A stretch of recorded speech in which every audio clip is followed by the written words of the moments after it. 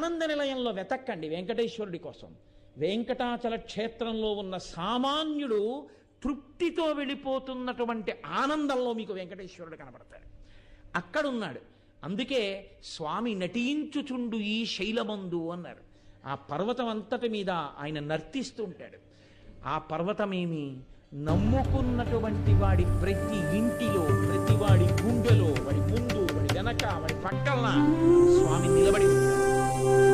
ఆనాటి నుండి ఈనాటి వరకు వెంకటేశ్వరానుగ్రహము అన్న మాటకు అర్థం ఏమీ నాకు తెలియదు స్వామి అని చెప్పినటువంటి వాడిని ఆయన అనుగ్రహిస్తాడు.